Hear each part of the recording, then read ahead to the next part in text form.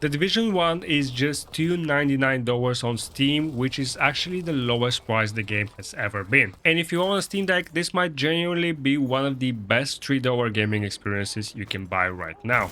It runs surprisingly well, it looks fantastic on the deck screen, and if you enjoy atmospheric open world shooters, this one still holds up incredibly well. And fun fact, this channel actually started as a Division channel many years ago, and I have hundreds of hours across Division 1 and Division 2, so being able to jump back into snowy New York on a handheld is honestly pretty awesome.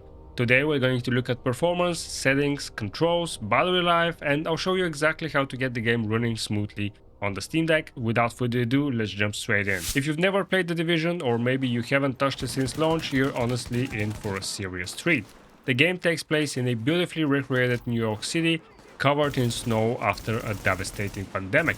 And the atmosphere here is still completely unmatched. Walking through the abandoned streets, hearing distant gunshots echo throughout the city, seeing Christmas lights still glowing in empty apartments, it creates this world that feels incredibly immersive. Gameplay is built around cover-based shooting, RPG progression, loot hunting, and experimenting with different builds and weapons. It's a lot. I think The Division is actually considered one of the first games to experiment with the extraction shooter genre. It has elements of survival, extraction shooter, very intense, unforgiving PvP, and of course PvE and even group content. You clear missions, upgrade gear, unlock abilities, and you can slowly build a powerful agent capable of taking on tougher and tougher enemies, and of course the endgame content. And because the world is packed with detail, it's actually a really great game for handheld play.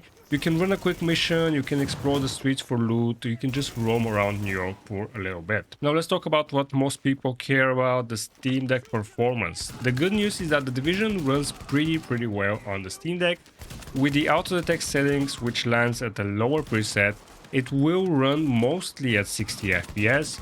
However, it can dip in some intense fights, it can dip even to 40 FPS, and for the smoothest experience, I definitely recommend locking the frame rate to 45 FPS, and this will actually allow us to bump some of the settings up. I'm going to go into the options menu and walk you through each setting. So these are the actual settings that I recommend for 45 FPS lock or 50 FPS lock. Go to graphics and set it to the medium preset, and then we are going to change some of the settings that the preset comes with. So VSync mode, we're going to leave that on auto. Frame rate limit, you can set this to on and then limit the game from here. However, I noticed that it doesn't really keep it locked to 45. Sometimes it jumps to 47, 48, something like that. I'm not sure why. So instead, we're going to be limiting it from the Steam Deck menu. Shadow quality, we're going to set that to low. By default, it's set to high on this preset, but it's a little bit too much, so we're going to set it to low. These, we're not going to touch. These are staying on medium. Contact shadows off. Now for post FXAA, we're going to turn on SMAA 1x low. By default, this is off, but we can afford to turn that to low. Temporal AA, that's set to super sampling. Resolution scale, we're going to do that at 85%. By default, it's set to 100%, but we need to lower it just a little bit. And I found that it's not really that noticeable on the Steam Deck screen, but it will give us just a little bit more FPS that we need to keep this more stable during intense fights. For sharpened image, that's 70%. Particle detail, we're going to set that to low. Enable wind affected snow, we're going to set that to no. This can be a little bit heavy depending on where you are on the map and what's happening, especially at night with a lot of lights on the snow particles. It can be heavy, so we're going to have to turn that off. Volumetric fog, set that to medium. This one is really intensive. It can be medium, high, and ultra, and we're going to choose medium. Reflection quality, we're going to set that to low.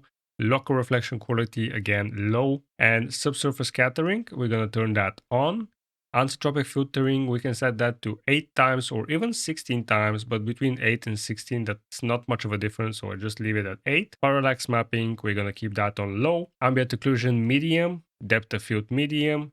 Object detail is going to be set at 20%. Anything above 20% is going to start taxing the system a lot, so we can't really afford to go above that. And on the Steam Deck full screen, you're not really going to see any difference. Extra streaming distance, that's at 0%. We don't really need that. Chromatic aberration, neutral lighting, lens flare, and vignette effect, those really are just preferences for how you want the game to look.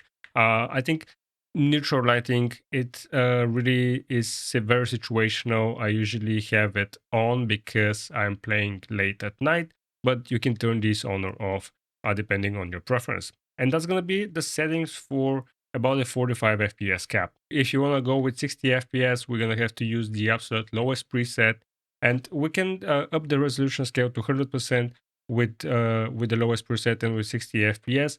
But even on the lowest preset, we're still gonna get some stuttering during very intense fights, like I'm going to demonstrate a little bit further into the video. Overall, I think performance is very enjoyable. The next couple of clips that I'm gonna run you through are some very intense fights.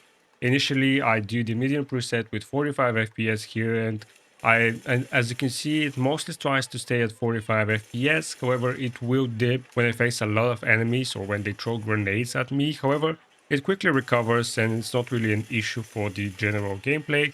If you want more FPS, you can just set everything to low and it will mostly run at 60 FPS. One of the reasons the Division works so well on the Steam Deck is actually its age. The game launched 10 years ago, which means it sits in that perfect sweet spot for handheld gaming. It's modern enough to still look fantastic, but it's old enough that the Steam Deck hardware can handle it comfortably.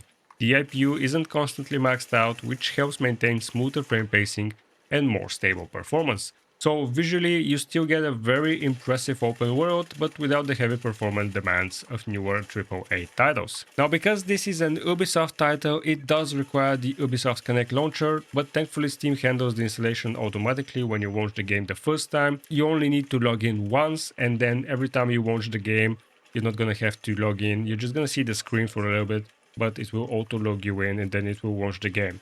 That being said, this is an always online game. There's no option for you to play this offline. It's just a live service game, so keep that in mind. Controls are another area where this game works extremely well.